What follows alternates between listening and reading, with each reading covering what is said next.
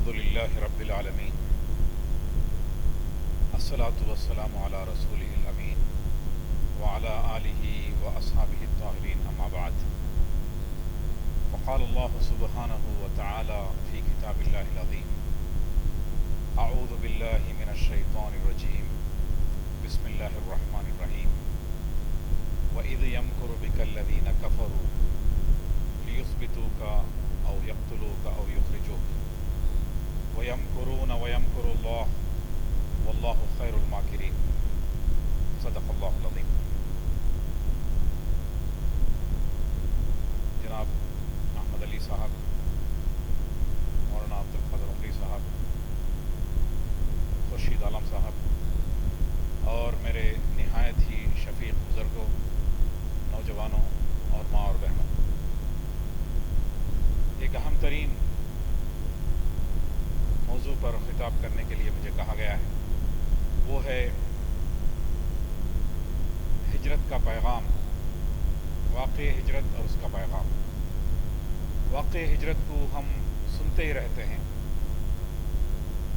لیکن اس میں ہمارے لیے کیا سبق ہے موجودہ دور میں، تو اس کو میں آپ کے سامنے رکھنے کی کوشش کرتا ہوں۔ واقعات بھی، اس کی بھی بڑی اہمیت ہے۔ کبھی ہم سنتے ہیں تو اس کا اعادہ بھی ضروری ہے، تو اس لیے میں واقعے کو بھی آپ کے سامنے پیش کرنے کی کوشش کروں گا۔ حضور اکرم صلی اللہ علیہ وسلم 10 سال تک مکہ مکرمہ میں مسلسل اسلام کی دعوت کو پہنچاتے رہے، لیکن 10 سال کے بعد بھی کچھ ہی لوگ تھے جنہوں نے اسلام قبول کیا، اور حضور اکرم صلی اللہ علیہ وسلم نے اس وقت 2 کام کیے۔ ایک نے آپ نئے محاذوں کی تلاش میں نئے علاقوں میں گئے، دوسرا کام آپ کا یہ تھا کہ آپ نے اپنے مبلغین کو، داعی حضرات کو مختلف علاقوں میں روانہ فرمائے۔ نئے محاذ کی تلاش میں آپ طائف میں پہنچے، جس کو آپ جانتے ہیں کہ مکے سے تقریباً 100 کلومیٹر کے دور پر واقع ہے۔ وہاں پر جب حضور اکرم صلی اللہ علیہ وسلم تشریف لے گئے تو وہاں کے لوگوں نے نہ صرف حضور اکرم صلی اللہ علیہ وسلم کے پیغام کو جھٹلایا اور ٹھکرایا، بلکہ انہوں نے شریر لڑکوں سے کہا کہ حضور اکرم صلی اللہ علیہ وسلم پر پتھراؤ کریں، ذرا آپ اپنے آپ کو اس مقام میں رکھ کر دیکھ لیجئے کہ آپ کا کوئی مقام ہے، کہ ہمارا کتنا بھی بڑا مقام ہو لیکن نبی کا مقام نہیں ہو سکتا۔ حضور اکرم صلی اللہ علیہ وسلم کا اتنا بڑا مرتبہ تھا۔ جب حضور اکرم صلی اللہ علیہ وسلم خیر خواہی کے جذبے سے طائف میں تشریف لے گئے تو وہاں آپ دیکھیے کہ شریر بچوں نے ان پر پتھراؤ کیا اور وہ لہولہان ہوئے۔ کبھی آپ اندازہ کر سکتے ہیں ہمارے اور آپ کی زندگی میں کیا ہم نے کوئی کبھی دعوتی زندگی میں کبھی تھپڑ کھایا ہے، کبھی مار کھایا ہے، کبھی کوئی تکلیف برداشت کیا ہے؟ ذرا اندازہ کیجئے کہ حضور اکرم صلی اللہ علیہ وسلم کی زندگی میں کیا کیا دور آئے، اور حضور اکرم صلی اللہ علیہ وسلم کی زندگی کے سخت ترین اوقات میں سے ایک وقت تھا۔ تو اس وقت عذاب کے فرشتے آئے اور حضور اکرم صلی اللہ علیہ وسلم سے پوچھا کہ اگر آپ حکم دیں گے تو ہم اس طائف کے پہاڑوں کو ملا دیں گے تاکہ یہ بستی ہمیشہ کے لیے نیست و نابود ہو جائے اور ختم ہو جائے۔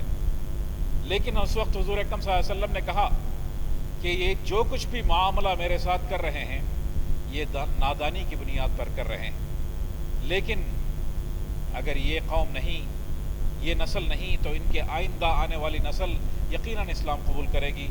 اور آج آپ دیکھتے ہیں کہ طائف میں کوئی غیر مسلم نہیں ہے۔ اس میں ہمارے لیے پیغام یہ ہے کہ ہمیشہ داعیانہ زندگی میں بڑی عاقبت اندیشی سے کام لیں۔ ہماری پوری کوشش یہ ہو کہ ہم مرض سے لڑیں، اور مرض میں جو شخص مبتلا ہے اس سے نہیں۔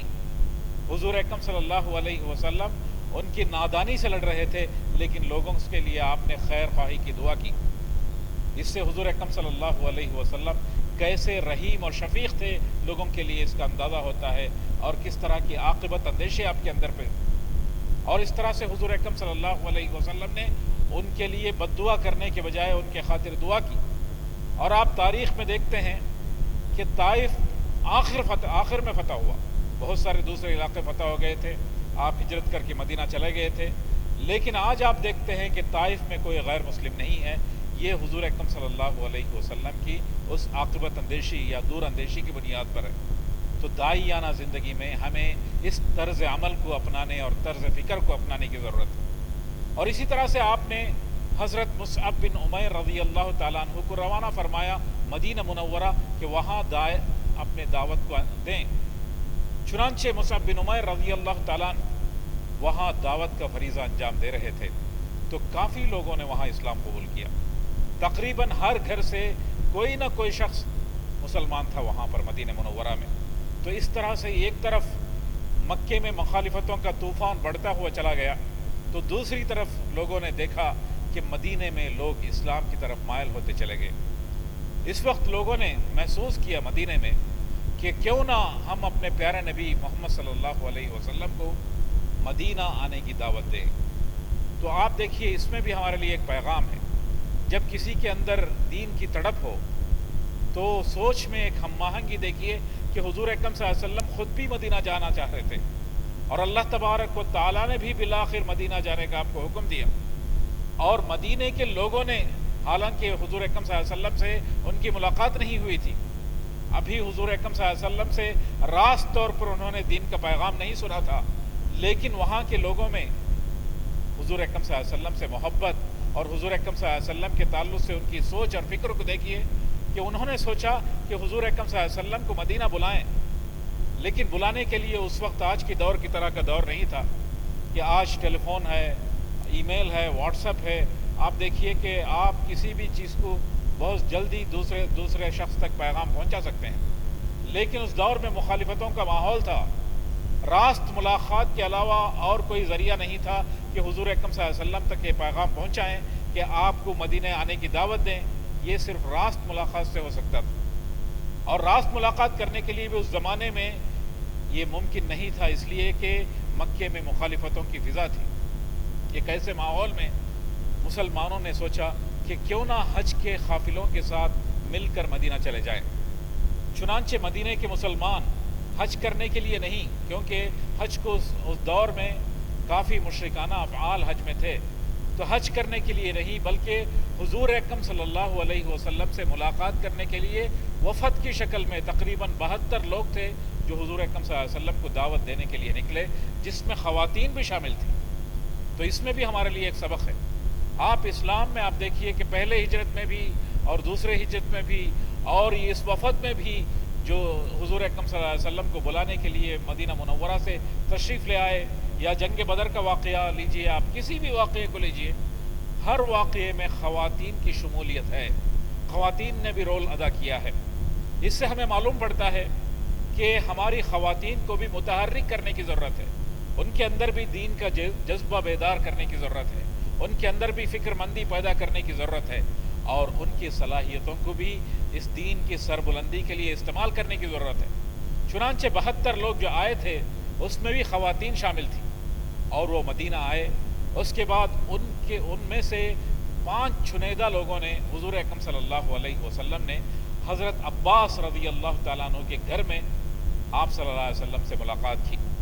تو آپ صلی اللہ علیہ وسلم نے فرمایا، حضور اکرم صلی اللہ علیہ وسلم نے، کہ ہماری ملاقات آپ تمام لوگوں سے ایام التشریق کے دنوں میں، حج کے جو آخری ایام ہیں ان میں مینا میں ایک گھاٹی ہے جس کا نام ہے عقبہ، وہاں رات کے سحر ہماری ملاقات ہوگی اور تمام لوگ تشریف لے آنا، لیکن اگر کوئی سو رہے ہوں تو ان کو جگانے کی کوشش نہیں کرنا اور کسی کو معلوم نہیں ہونا، اور اس طرح سے رات کے سحر پر لوگ حضور اکرم صلی اللہ علیہ وسلم سے ملنے کے لیے پہنچے، اور حضور اکرم صلی اللہ علیہ وسلم حضرت عباس رضی اللہ تعالیٰ عنہ کے ساتھ سب سے پہلے پہنچ گئے تھے، اور اس وقت تک حضرت عباس رضی اللہ تعالیٰ عنہ مسلمان نہیں تھے۔ اس میں بھی ہمارے لیے ایک پیغام ہے۔ آپ دیکھیے کہ حضور اکرم صلی اللہ علیہ وسلم کی زندگی میں ان کے خاندان کے ساتھ بہترین رشتہ تھا، اور اسلام میں بہت سارے احکامات ہیں۔ وَإِيتَاءِ ذِي الْقُرْبَىٰ، قرآن مجید میں آپ دیکھیے کہ کتنے مرتبہ کہا گیا ہے کہ اپنے رشتہ داروں کے ساتھ بہترین تعلقات استوار کریں۔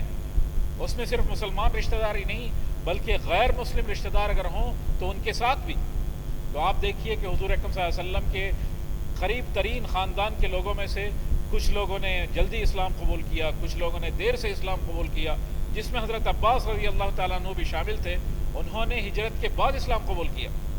آپ دیکھیے لیکن حضور اکرم صلی اللہ علیہ وسلم کی ہجرت کی تیاری میں اور عقبہ کی گھاٹیوں میں جب لوگوں سے ملاقاتیں ہو رہی تھی تو اس وقت حضرت عباس رضی اللہ تعالیٰ عنہ حضور اکرم صلی اللہ علیہ وسلم کے ساتھ تھے. آج ہم دیکھتے ہیں کہ ذرا اسلامی بیداری ہمارے اندر آ جائے اور خاندان میں کہیں خرافات کا سلسلہ چل رہا ہو، بدعات ہوں، تو کہتے ہیں کہ ان سے رشتہ کاٹ دو اور ان سے پوری طرح سے تعلقات بند کر دو. یہ اسلامی طریقہ کار نہیں ہے. حضور اکرم صلی اللہ علیہ وسلم نے غیر مسلم رشتہ داروں کے ساتھ بھی تعلقات رکھا اور قرآن مجید میں بھی آیتیں ہیں کہ غیر مسلم رشتہ داروں کے ساتھ بہترین تعلقات استوار کریں. تو اس طرح سے آپ دیکھیے کہ اس سے ہمیں معلوم پڑتا ہے کہ رشتہ داروں کے ساتھ ہمیشہ بہترین تعلقات استوار رکھنا یہ ہمارے دین کی سربلندی کے لیے اور دینی کام کے لیے اور دین کے راہ میں جدوجہد کرنے کے لیے بہت زیادہ ضروری ہے. اس کے بعد حضرت عباس رضی اللہ تعالیٰ عنہ نے کہا مدینے والوں سے کہ حضور اکرم صلی اللہ علیہ وسلم کو قریش کے لوگ اور خاص طور سے بنو ہاشم کے لوگ ان کے رشتہ دار کس حد تک پیار کرتے ہیں، محبت کرتے ہیں، احترام کرتے ہیں آپ جانتے ہوں گے.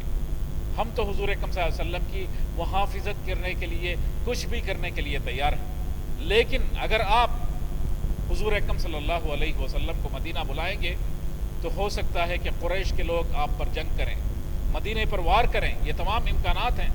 بڑی پریشانیاں آ سکتی ہیں، آزمائشیں آ سکتی ہیں. ان سب کے لیے اگر آپ تیار ہوں تو حضور اکرم صلی اللہ علیہ وسلم کو دعوت دیجیے، ورنہ نہیں. تو مدینے سے آئے ہوئے وفد کے لوگوں نے کہا کہ ہم پورے سوچ سمجھ کر پوری طرح سے تیاری کے ساتھ ہم آئے ہیں حضور اکرم صلی اللہ علیہ وسلم کو دعوت دینے کے لیے. پھر حضور اکرم صلی اللہ علیہ وسلم کے ساتھ تمام لوگ بیعت کرتے ہیں کہ ہجرت کے لیے ہم حضور اکرم صلی اللہ علیہ وسلم کو اور مسلمانوں کو دعوت دیتے ہیں. اس بیعت کو کہتے ہیں بیعت عقبہ الثانی. اس بیعت کے بعد حضور اکرم صلی اللہ علیہ وسلم لوگوں کو حکم دیتے ہیں کہ ہجرت کر کے مدینہ تشریف لے جائیں. ہجرت نبی اصل میں صرف ہجرت نبی نہیں ہے، ہجرت مسلمان ہے. اگر آپ دیکھیں تو حضور اکرم صلی اللہ علیہ وسلم آخری شخص تھے تقریباً جنہوں نے ہجرت کی، اور اس کے بعد کچھ لوگ تھے حضور کے خاندان کے لوگ تھے، حضرت ابوبکر صدیق کے رضی اللہ تعالیٰ عنہ کے خاندان کے لوگ تھے، حضرت علی کے خاندان کے لوگ تھے اور حضرت علی خود بھی تھے. ان تمام لوگوں کے علاوہ باقی تمام لوگوں کو حضور اکرم صلی اللہ علیہ وسلم نے پہلے ہجرت کرنے کا موقع دیا اور حکم دیا کہ ہجرت کر کے چلے جائیں مدینہ منورہ. تو یہاں بھی آپ دیکھیے کہ ہمارے لیے اس میں بھی ایک سبق ہے کہ عام طور پر لوگ یہاں ملکوں میں ہم دیکھتے ہیں کہ ملک کا کوئی حکمران ہے تو وہ ایگزائل ہوتا ہے، دوسرے ملک میں جاتا ہے اور اپنے آپ کو محفوظ مقام میں رکھتا ہے، پھر کوئی تبدیلی لانے کی کوشش کرتا ہے. لیکن اس کے برخلاف حضور اکرم صلی اللہ علیہ وسلم نے کہا کہ مسلمان ہجرت کر کے جائیں. وہاں حضور اکرم صلی اللہ علیہ وسلم سر چھپانے کے لیے ہجرت نہیں کر رہے تھے بلکہ ایک اسلامی معاشرہ قائم کرنے کے لیے ہجرت کر رہے تھے. تو مسلمانوں کی ضرورت تھی اور مدینے کے مکے کے مسلمانوں کو بھی ایک اسلامی معاشرہ فراہم کرنا ضروری تھا. تو اس لیے آپ نے فرمایا کہ ہجرت کریں، اور تمام لوگوں نے سب کچھ چھوڑ چھاڑ کر ہجرت کیا. اس دور میں جنہوں نے بھی ہجرت کی بڑی بڑی قربانیاں ہیں، بہت سارے واقعات ہیں. جیسے صہیب رومی رضی اللہ تعالیٰ عنہ کا واقعہ ہے کہ صہیب رومی مکے میں باہر سے تشریف لائے تھے اور ان کا کاروبار تھا، ان کا گھر تھا، انہوں نے کافی مال و متاع حاصل کیا تھا. لیکن ہجرت کر کے وہ جا رہے تھے تو لوگوں نے ان کا راستہ روکا اور کہا کہ آپ کہاں جا سکتے ہیں اس مال و متاع کو لے کر؟ آپ نے جو کچھ بھی کمایا ہے اس مکے میں کمایا ہے، مال لے کر آپ نہیں جا سکتے. تو حضرت صہیب رومی رضی اللہ تعالیٰ عنہ نے تمام مال کو چھوڑ دیا اور تنے تنہا اللہ کے خاطر حضور اکرم صلی اللہ علیہ وسلم کے حکم کی تعمیل میں مدینہ منورہ تشریف لے گئے. اور حضور اکرم صلی اللہ علیہ وسلم کو غیب سے اس کی اطلاع ہوئی اور جیسے ہی صہیب رضی اللہ تعالیٰ عنہ کو آپ نے دیکھا تو آپ نے کہا ربح صہیب، کامیاب سودا کیا ہے آپ نے اے صہیب رضی اللہ تعالیٰ عنہ. تو یہ قربانیاں تھیں. اور اسی طرح سے ام سلمہ اور ابو سلمہ کا واقعہ ہے کہ ابو سلمہ اپنے صاحبزادے سلمہ کے ساتھ نکلتے ہیں اور ام سلمہ بھی ان کے ساتھ ہوتی ہیں، اور جب جا رہے ہوتے ہیں تو راستے میں روکتے ہیں اور کہتے ہیں کہ یہ لڑکے کو کہاں لے جا رہا ہے، یہ تو ہمارے خاندان کا لخت جگر ہے، اس کو آپ نہیں لے جا سکتے، تو کھینچا تانی میں بچے کا بازو بھی کھڑ جاتا ہے، ہاتھ ٹوٹ جاتا ہے۔ اور پھر آپ دیکھتے ہیں کہ ام سلمہ کے خاندان والے آتے ہیں اور کہتے ہیں کہ یہ تو ہمارے خاندان کی صاحبزادی ہے، اس کو لے کر آپ نہیں جا سکتے، چنانچہ ان کو کھینچ لیا جاتا ہے اور ام سلمہ کے خاندان والے انہیں لے جاتے ہیں۔ ابو سلمہ کے خاندان والے بچے کو لے جاتے ہیں، تو ابو سلمہ تنے تنہا ہجرت کر کے اپنے بیوی کو چھوڑ کر، بچے کو چھوڑ کر تنے تنہا ہجرت کر کے مدینہ پہنچتے ہیں۔ ذرا اندازہ کیجیے آپ کہ کیا کیفیت ہوگی اور ام سلمہ کی کیا کیفیت ہوگی۔ کہا جاتا ہے کہ ام سلمہ 1 سال تک ہر دن اس مقام میں جاتی تھی اور روتی تھی جہاں پر ان کے شوہر، ان کا بچہ جدا ہوا تھا، اور 1 سال کے بعد جب آپ کو موقع ملتا ہے تو ام سلمہ تنے تنہا اپنے بچے کو لے کر تنے تنہا جا کر ابو سلمہ سے مدینے میں جا کر ملتے ہیں۔ تو آپ دیکھیے کہ یہ تمام قربانیاں تھیں۔ ویسے آپ جتنے لوگوں کو بھی دیکھتے ہیں، سب نے اپنے مال و متاع کو، اپنے گھر بار کو، سب کو چھوڑ کر مدینہ منورہ ہجرت کیا تھا۔ اور مدینہ منورہ جب جا رہے تھے تو اس وقت وہاں کے حالات اچھے نہیں تھے، وہاں غیر یقینی صورتحال، کسی کو نہیں معلوم تھا کہ کہاں جائیں گے، کہاں رہیں گے، ہمارا گھر کہاں ہوگا، کیا کاروبار ہوگا، آمدنی کے ذرائع کیا ہوں گے، زندگی کیسی ہوگی، کسی کو نہیں معلوم تھا۔ لیکن حضور اکرم صلی اللہ علیہ وسلم کا حکم تھا تو لوگوں نے سب کچھ چھوڑ چھاڑ کر قربانی کرتے ہوئے اللہ کے راہ میں ہجرت کی۔ تو آپ ذرا دیکھیے کہ یہ بھی قربانی کا سلسلہ ہے، قربانی کی بہترین مثال ہے، اور ایثار و قربانی اور عزیمت کیا وہ فیصلہ ہے جنہوں نے ابتدائی دن کے ایام کے مسلمانوں نے کیا کہ ہم سب کچھ چھوڑیں گے اللہ تبارک و تعالیٰ کے حکم میں، اور ایک اسلامی معاشرہ کے قیام کرنے کے لیے ہم مدینہ منورہ جائیں گے۔ تو اس طرح سے تمام لوگ مدینہ منورہ میں پہنچے۔ تو اس طرح سے مدینہ منورہ میں لوگ جمع ہو رہے تھے تو مکے کے لوگ پریشان ہونا شروع ہو گئے کہ اس طرح سے لوگ اگر جمع ہو جائیں گے تو مدینہ منورہ شام کو جانے کے راستے میں پڑتا تھا، اور شام اس دور میں اکنامک سینٹر تھا، کاروبار کا بڑا مرکز تھا، اور لوگ کاروبار کرنے کے لیے شام میں جاتے تھے، اور شام سے جو ہے کاروباری تعلقات تھے، اور شام جانے کا راستہ مدینے سے ہوتے ہوئے گزرتا تھا۔ لوگوں نے دیکھا کہ اگر مدینے میں اس طرح سے مسلمان جمع ہو جائیں، پھر اگر ہمارے ناکہ بندی کر دیں یا ہمارے تجارتی قافلے کو اگر مسلمان روک دیں تو پھر ہماری معیشت ختم ہو جائے گی، ہمارا کاروبار ختم ہو جائے گا، ہماری مالی صورتحال جو ہے خراب ہو جائے گی۔ تو اس لیے کچھ نہ کچھ کرنے کی ضرورت ہے۔ اس کے لیے بہترین کام یہی ہے کہ حضور اکرم صلی اللہ علیہ وسلم جو ابھی تک ہجرت کر کے نہیں گئے ہیں بلکہ مکے میں موجود ہیں، ان کے تعلق سے کوئی اہم ترین فیصلہ کر دیا جائے۔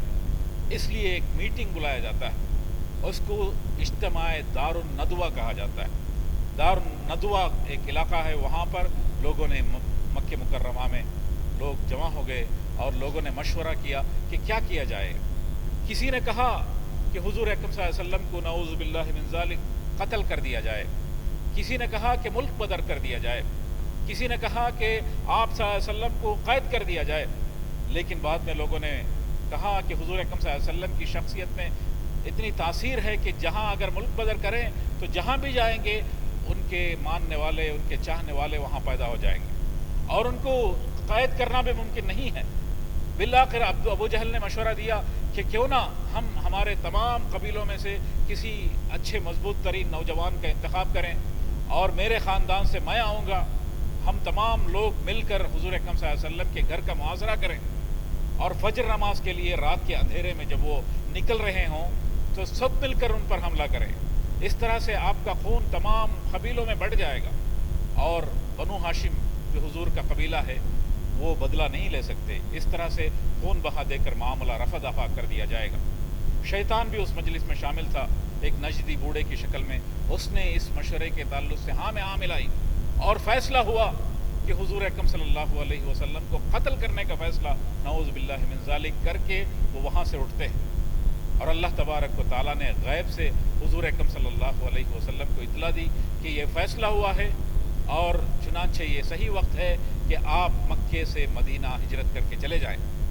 اسی واقعے کا ذکر کرتے ہوئے قرآن مجید میں کہا گیا، یہ آیت میں نے اسی آیت کو اپنے تقریر کے ابتدا میں تلاوت کی، جس میں فرمایا گیا وَإِذْ يَمْكُرُ بِكَ الَّذِينَ كَفَرُوا، یاد کرو جب اہل کفار منصوبہ بنا رہے تھے، لِيُثْبِتُوكَ औ यक़्तुलूका औ युख़रिजूक, कि आपको क़ैद करें या आपको कत्ल करें या आपको जिला वतन करें।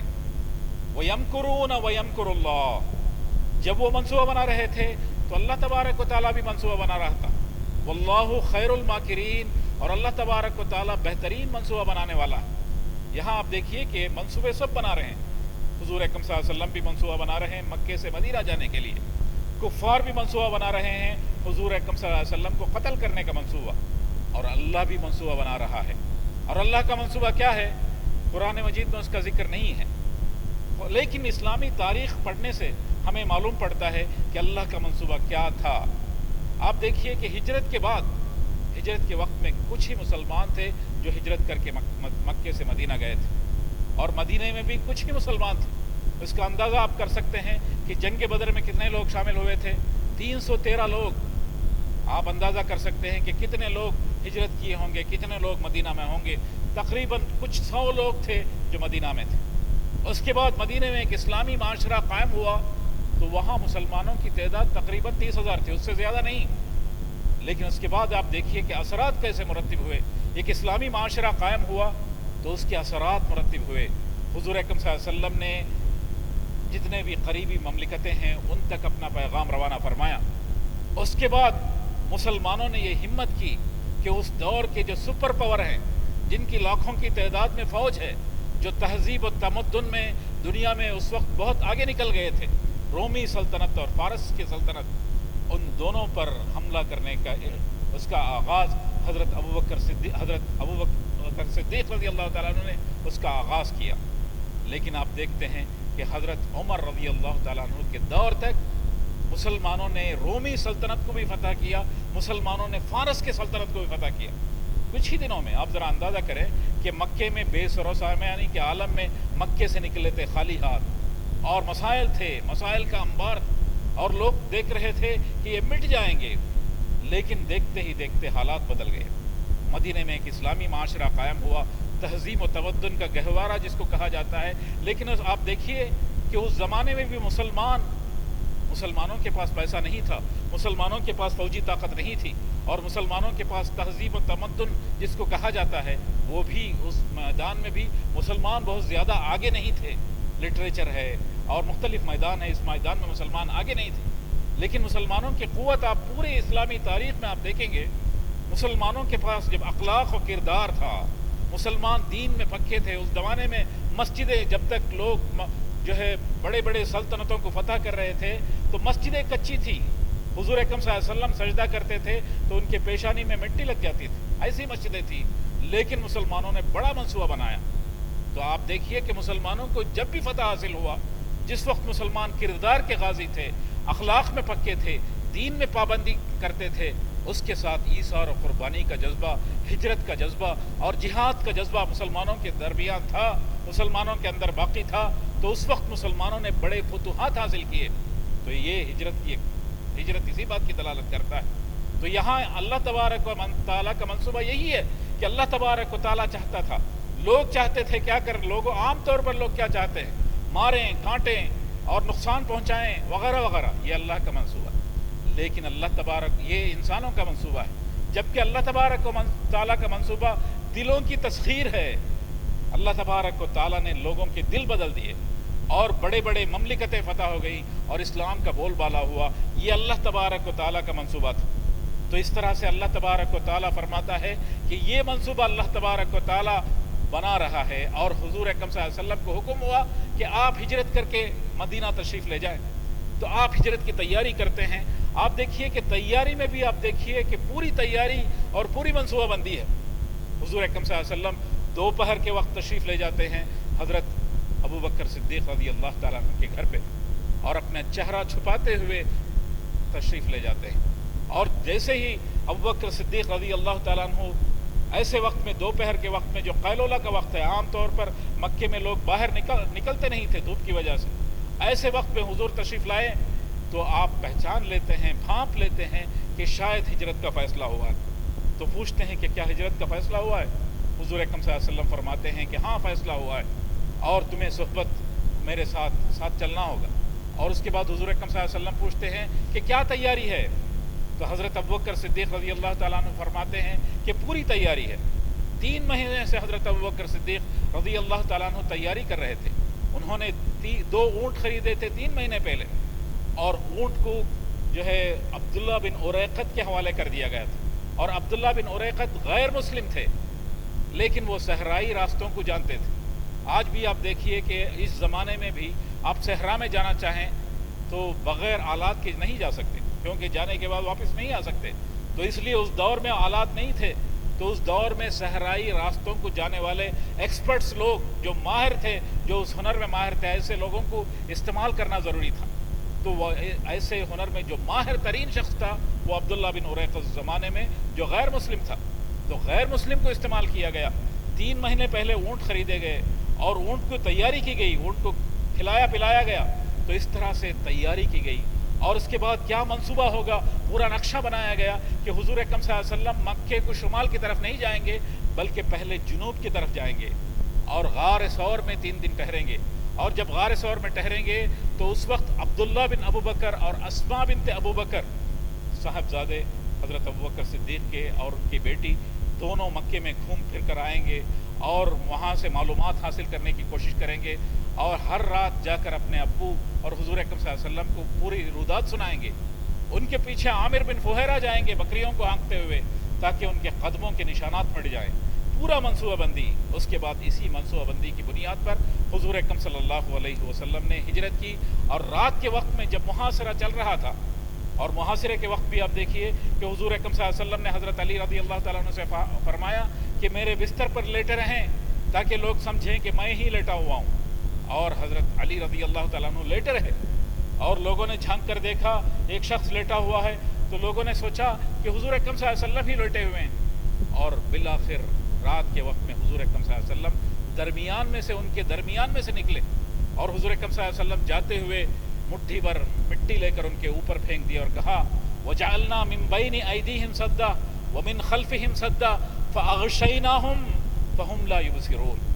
اللہ تبارک و تعالیٰ نے ان کے سامنے بھی ایک دیوار کھڑی کر دی ہے اور پیچھے بھی اور دیوار کھڑی کر دی ہے، اور پوری طرح سے ان کو ڈھانک لیا ہے اور یہ دیکھ نہیں سکتے. تو اس میں آپ دیکھیے کہ منصوبہ بندی کو آپ دیکھیے، پوری تیاری ہے، منصوبہ بندی ہے، جدوجہد ہے، کوشش ہے. حالانکہ ہجرت کرنے کے لیے اللہ تبارک و تعالیٰ نے کہا ہے، اور قرآن مجید میں بے شمار آیتیں ہیں جس میں اللہ تبارک و تعالیٰ فرماتا ہے کہ نصرت الہی ان کے ساتھ شامل حال رہی. وَأَيَّدَهُمْ بِجُنُودٍ لَمْ تَرَوْهَا. اللہ تبارک و تعالیٰ نے ایسے ایسے افواج سے حضور اکرم صلی اللہ علیہ وسلم کی مدد کی جس کو آپ دیکھ نہیں سکتے تھے. اس میں دیکھیے کہ ہمارے لیے ایک مثال ہے. اللہ تبارک و تعالیٰ چاہتا تو جس طرح سے آپ صلی اللہ علیہ وسلم کو معراج کے سفر لے گیا اس طرح سے لے جا سکتا تھا. مسجد اقصیٰ مسجد نبوی سے کافی دور ہے، لیکن مسجد اقصیٰ جب حضور اکرم صلی اللہ علیہ وسلم گئے اس کے بعد آسمانی دنیا کا سفر کیا تو نہ کوئی اس میں تکلیف، نہ کوئی آزمائشیں، نہ اس طرح کی کوئی چیزیں نہیں تھی کہ آپ بہت ہی جلدی سے جا کر واپس بھی تشریف لے گئے، کیونکہ اس میں عام مسلمانوں کے لیے مثال نہیں.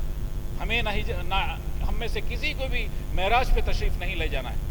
یہ تو ایک خاص اعزاز صرف حضور اکرم صلی اللہ علیہ وسلم کو دیا گیا تھا، لیکن مسلمانوں کو ہر دور میں ہجرت بھی کرنا ہے، جہاد بھی کرنا ہے، آزمائشوں کے دور سے بھی گزرنا ہے. اس لیے ضروری ہے کہ مکمل منصوبہ بندی کریں، کوشش کریں، محنت کریں، حجت پوری کریں، تب کہیں جا کر اللہ تبارک و تعالیٰ کی نصرت آپ کے شامل حال ہوگی. تو یہاں دیکھیے کہ ہجرت میں یہی ہمارے لیے بہترین سبق ہے کہ حضور اکرم صلی اللہ علیہ وسلم نے حجت پوری کی، مکمل منصوبہ بندی کی، اور کہا گیا کہ کچھ باتیں راز میں رکھیں، اور بہت ساری باتیں راز میں رکھی گئی. اور اگر ہنر غیر مسلموں کے پاس ہے تو اس سے بھی پوری طرح سے استفادہ کیا جائے، حکمت عملی کو جو ہے سامنے رکھا جائے، ان تمام کو ملحوظ رکھا گیا. اس میں ہمارے لیے سبق ہے. تو اس طرح سے حضور اکرم صلی اللہ علیہ وسلم غار ثور میں 3 دن ہوتے ہیں اور اس کے بعد آگے بڑھتے ہیں مدینہ منورہ کی طرف. جیسا کہ آپ نے سنا اس سے پہلے بھی کہ جب جا رہے تھے تو سراقہ بن مالک پیچھا کرتے ہوئے آتا ہے، کیونکہ وہاں پر اعلان کر دیا گیا تھا کہ جو بھی حضور اکرم صلی اللہ علیہ وسلم کو زندہ یا کسی بھی شکل میں پکڑ کر لے آئیں گے انہیں 100 اونٹ دیے جائیں گے. تو اس انعام کو پانے کے لیے سراقہ حضور اکرم صلی اللہ علیہ وسلم کا پیچھا کرتا ہے، لیکن وہ اپنے گھوڑے سے گر پڑتا ہے. بالآخر اس کو معلوم پڑتا ہے کہ حضور اکرم صلی اللہ علیہ وسلم کے ساتھ غیبی مدد ہے، मैं उन पर गालिब नहीं आ सकता, तो वो माफ़ी मांगता है और अमान मांगता है और वापस जाने लगता है। तो हुजूर अकरम सल्लल्लाहु अलैहि वसल्लम पूछते हैं कि ऐ सुराखा, ज़रा उस वक्त के हाल को याद करो जब तुम किसरा के कंगन पहनोगे।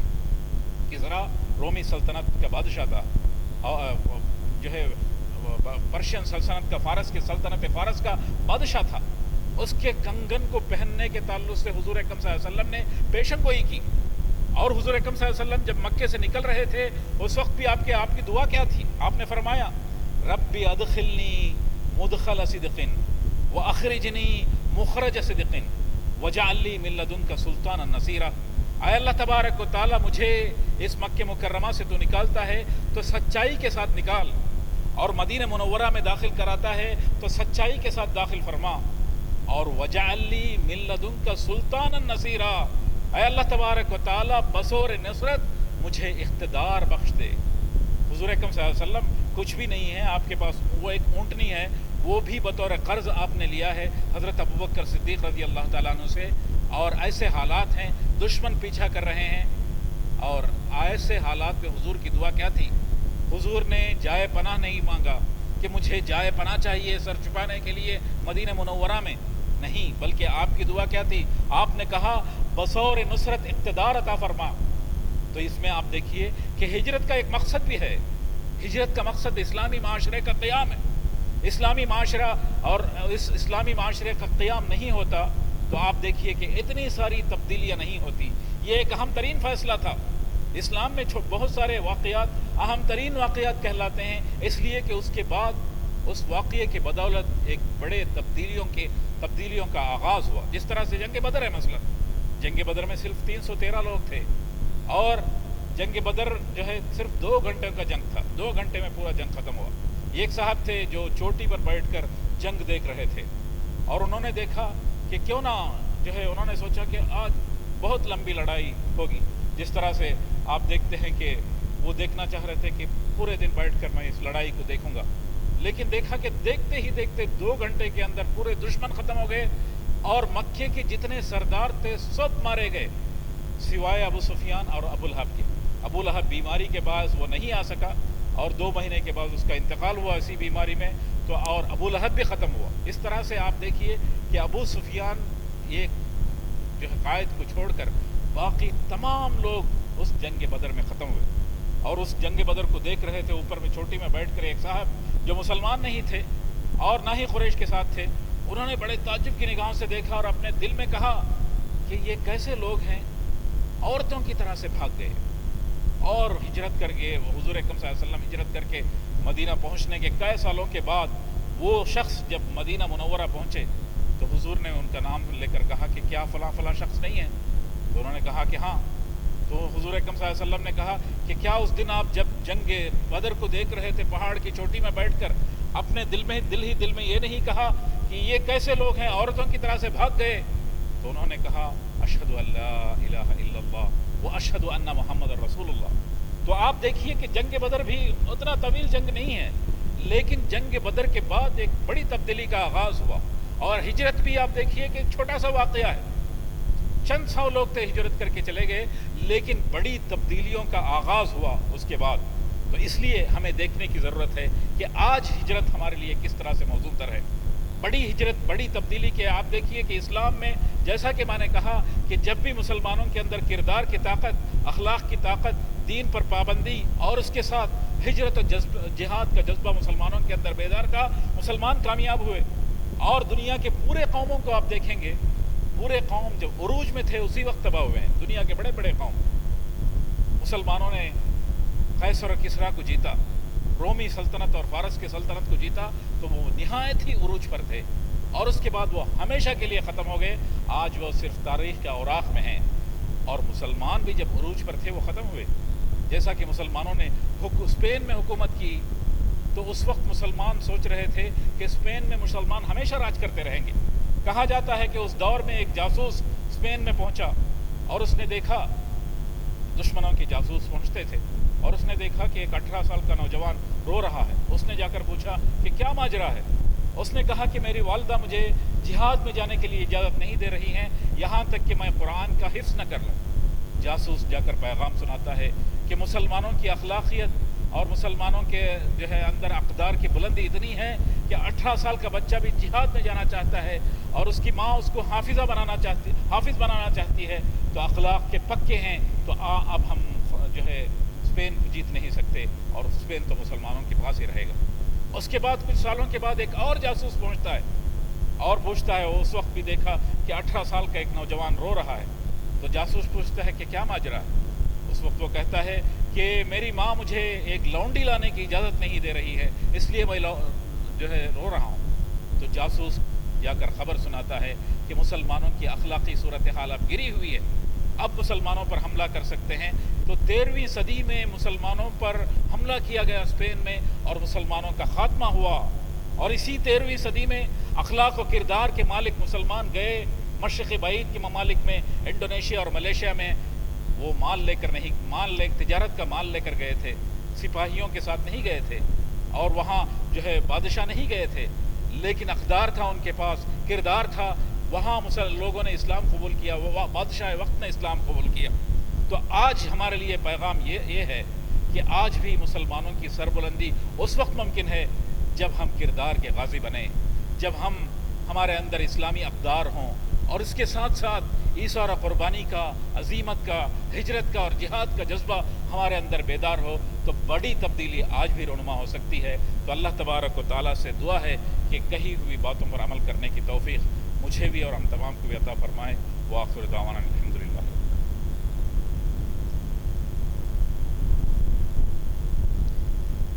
जज़ाकुमुल्लाह।